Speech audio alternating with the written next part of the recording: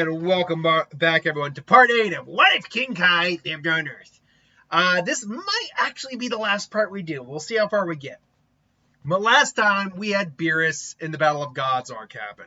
And it actually goes pretty okay. Beerus isn't trying to destroy Earth. He's just looking for that good rival, that good match. He gets it with both King Kai and Goku. And they even offer later down the road for King Kai to train with them on Beerus' planet. King Kai does politely refuse, though.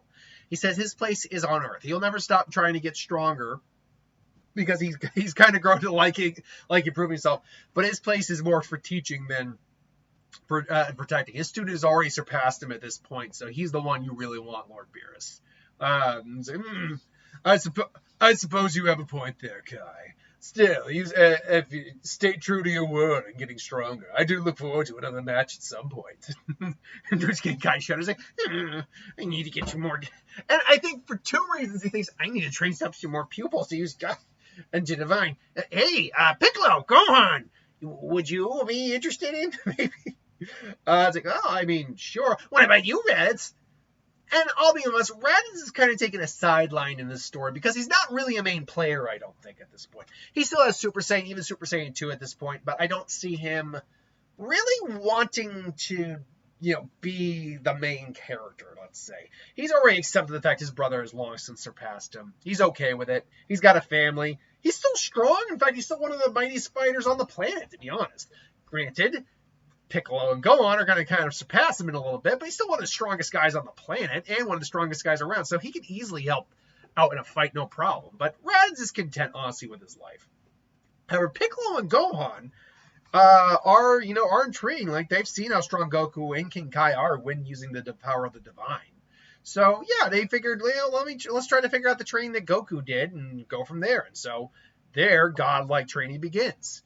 Goku spends his time learning the Super Saiyan learning how to access his God form more regularly, more effectively. He can do it a lot easier because he's been training with King Kai, so he gets his training down quicker. He can access Super Saiyan Blue faster. And I think he's even able to, really to push his Super Saiyan Blue to a much farther degree, even using the Kaioken with it early on. Now, does the Resurrection F arc still happen? Yes, I don't see any reason actually why he wouldn't in this version. So they resurrect Frieza. He comes to attack the planet, and the Goku's still training on Beerus' planet. So King Kai, summons the Z Fighters pretty much. He's the Zordon of the group of the Power Rangers, more or less. Power Z Fighters, assemble! What the hell did you call us? Never mind. It's Frieza. He's back. Under my nose, they stole the Dragon Balls. This is a catastrophe. I can sense it too. His power is not like it was before. It's something different. It's like, do you think we'll be able to fight him? I really wish Goku were here. And to which, honestly, King Kai should be able to contact him. So he just goes, Goku, it's me. It's King Kai. Frieza's back. He's returned. They stole the Dragon Balls and resurrected him under our nose. Oh no. Oh dear, this is not good. We could get there in an instant. I could get there with this transmission, but I'm too far away to sense it. To which, let's be honest, I didn't, now that I think about it, Whis could have easily transported them there. So, I don't know. It's like, Whis, can't you transport us there? It's like, unfortunately, Earth is not our concern. What do you mean it's not our concern? Your concern? I have no business. I like the food on Earth. Well, what if we get Bulma to prepare you guys something really tasty? How about that, huh? It's like, you big guy, King Kai, just tell Bulma to have something ready. And so she has a giant sundae. And eventually Goku does show up, and he's there before Frieza gets there. So there you are, Goku. I've been waiting for this. Yeah, I bet. And so he transforms. They have their first fight. He goes Golden Frieza. Goku goes to Super Saiyan Blue, but his Super Saiyan Blue is stronger here than it was in the original. So he is ultimately stronger than Frieza, despite Frieza actually being stronger than him initially. He just didn't train with the form at all. Whereas Goku did train with his form. And Goku's trained with his form and is naturally stronger in this form than in the canon because of his experience with the Divine. So he's overwhelming Frieza. Ultimately, he gets shot. It's like, yes, Now that's more like it. And then he gets shot. That was a dirty trick, Frieza. And then King Kai, who's pissed off, honestly, because he was the one who ultimately beat him the first time. And honestly, he was probably looking for King Kai initially, but he saw Goku, the guy he initially fought, and he's like, "Oh yes, you." And Goku beats him here, but then so it all still works out. I was like, "Let's see. You want to know what the strength of a god is like? Fine!" And just comes in and just takes him out quick before he can even try to blow up the planet, because he's aware of Frieza's tactics. So he comes in and just destroys him. Because he's still much stronger than Frieza. Not stronger than Golden Frieza, but he is stronger than base form Frieza by leagues. And so that really kind of ends the Resurrection F arc. Frieza's forces flee. Everything is all honky-dory until the Universe 6 tournament rolls around. And a big key difference here is that you don't have to worry about Boo. You have Vegeta, you have Goku, you have Piccolo, and you have Gohan here.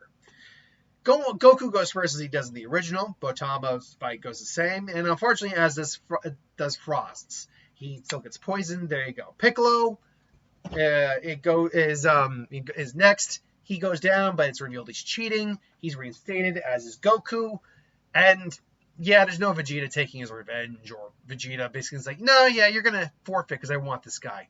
That was stupid, Vegeta. Just like the whole, academic thing that you asked for. I barely passed. Then Piccolo goes and fights Magerta.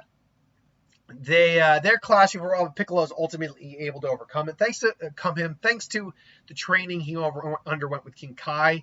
He does unlock the Piccolo orange form and reveals it, and it just overwhelms him. Just boom. And ultimately figures out his weakness too, but overwhelms him. Then he fights off against Kaba, who can't do anything against his newly powered Piccolo. By the by, where Piccolo would stand power-wise to Goku right now is an interesting question. I still see people in the communities who think Orange Piccolo is equivalent to Ultra Instinct and Ultra Ego Goku, or Ultra Instinct Goku and Ultra Ego Vegeta. I still don't get that statement. Now, to be fair, he says that he's in the. Hold on. I'm gonna just look it up. How strong is Orange Piccolo? At least according to the statements. I've always interpreted it as he could go toe to toe with Super Saiyan Blue Vegeta and Goku. Drawing is Orange Piccolo. Okay. How strong is Orange Piccolo? Let's get this out of the way. The form gives Piccolo power on par with Goku and the others.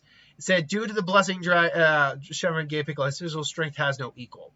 So arguably, he's the physically strongest. So on par does not mean he's stronger than. Super Saiyan God is stronger than Orange Piccolo? Definitely not. Orange Piccolo is on par Master Ultra Instinct and Ultra Ego, stated by author Toriyama. That's not what Toriyama said to the people on QR. He said it puts it on par with Goku. The idea that he's a strong, the idea that people seem to be getting it is what it means in the timeline. But the fact is, in the anime, we haven't seen that. But I mean, this seems to be taking more place for the. I don't know. I really actually don't like the idea that just a wish gave Piccolo power equivalent to Ultra Instinct or Ultra Ego. I don't like that. I have no problem with being equivalent to Super Saiyan Blue, because it's clear he's in like a godlike tier. But I don't like that idea. For now, for the sake of these videos, we will say that he is on par with Super Saiyan Blue. If someone can give me a definitive, which, by the way, there is no definitive answer right now. We're just going off of a statement. The on par with Goku. That's it. But what does on par with Goku mean? That's the problem. People seem to interpret it different ways. I interpret it as Super Saiyan Blue. Others interpret it as Ultra Instinct. I just don't know. Anywho, we're going to interpret it as Super Saiyan Blue. So he cleaves through Kaba, but is ultimately taken down by Hit. Now, as I said, this physical strength has no equal, but it still goes for the find out points. Piccolo's a good fighter, so he is able to maybe at one point block him and he may almost get a shot in, but Hit takes him down. Gohan goes in there. He's a little pissed off. He also activates Super Saiyan God, which he has now picked up on thanks to A, probably having more potential than Goku being a Saiyan hybrid. We know Gohan's potential was insane.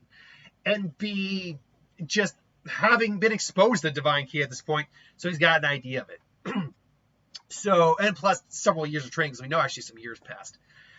So Gohan turns Super Saiyan God. Again, Hit, unfortunately, is able to take him down. Then Goku goes in, reveals he's been watching Hit, figured it out, and they have their fight.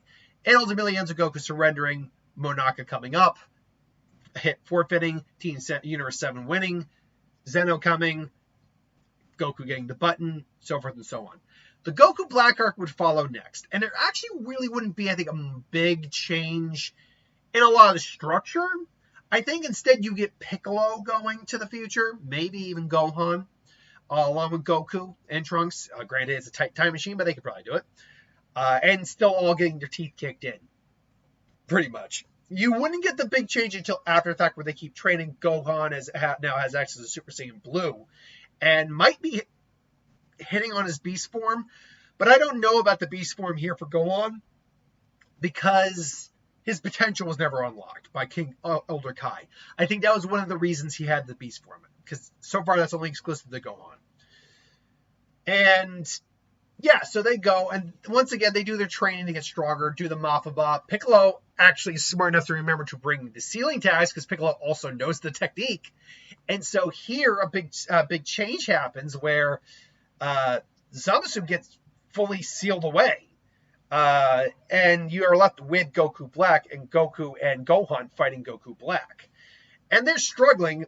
Granted, they're struggling, but they're still able to hold them back until Piccolo comes in and I think catches Goku Black again off guard and seals him away in some other Tupperware container.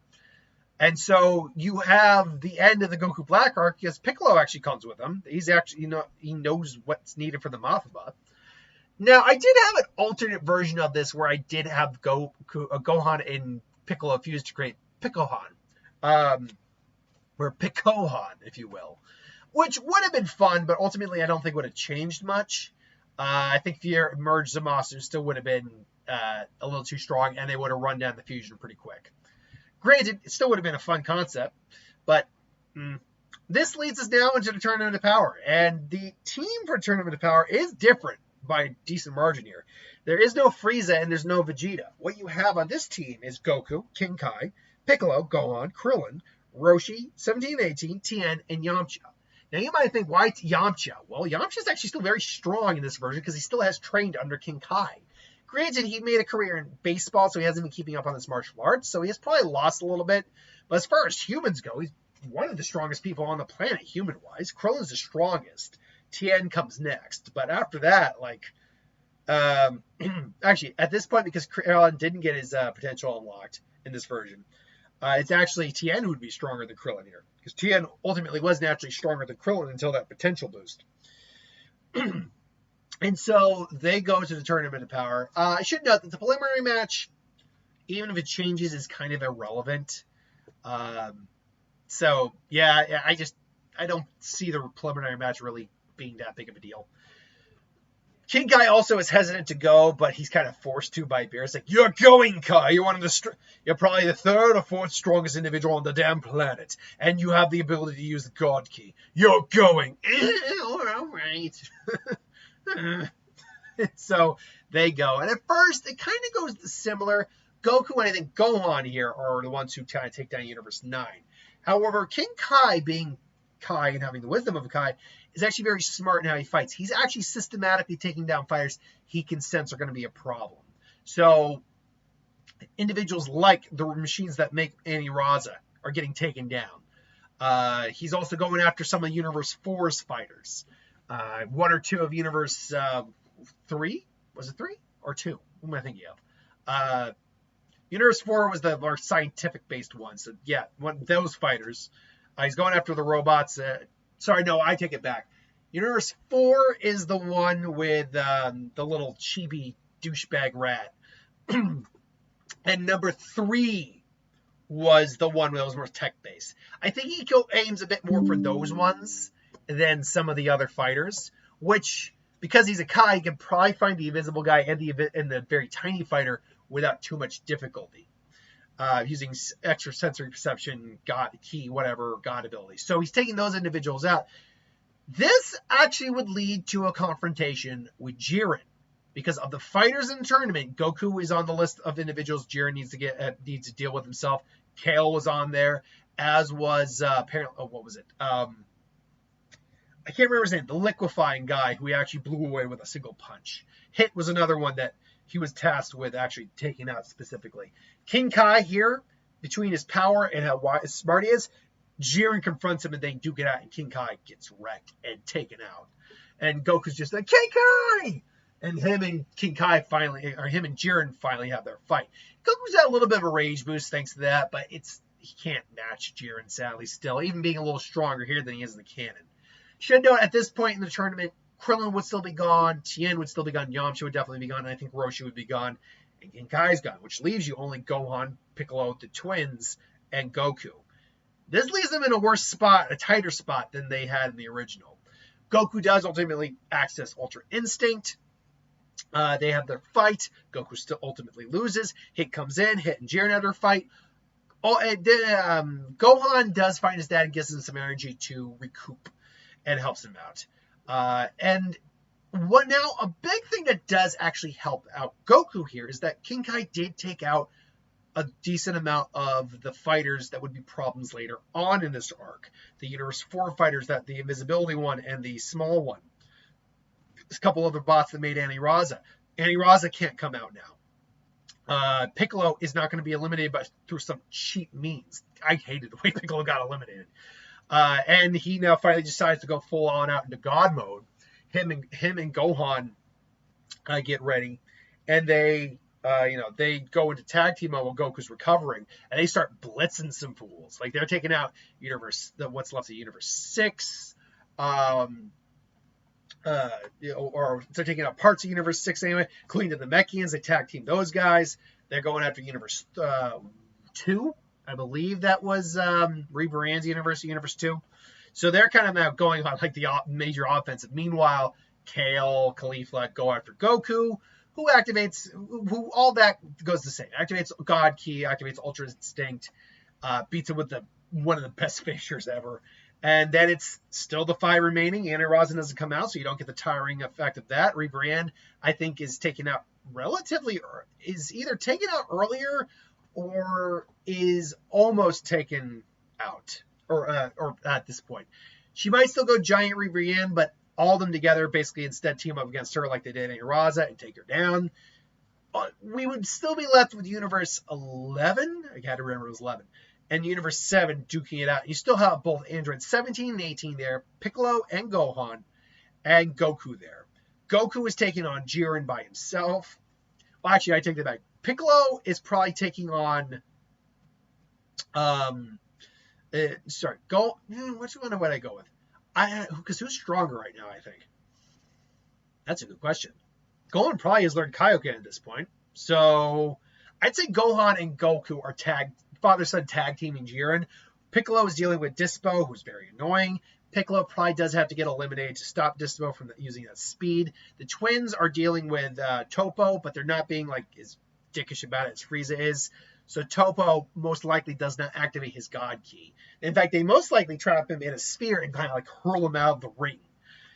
This leaves Gohan, the twins, and Goku dealing with Jiren, who then starts, using all of his power. The shields, 17 and 18 are both struggling. 18 gives some energy to Goku and Gohan. 17 basically self-destructs as 18 is eliminated.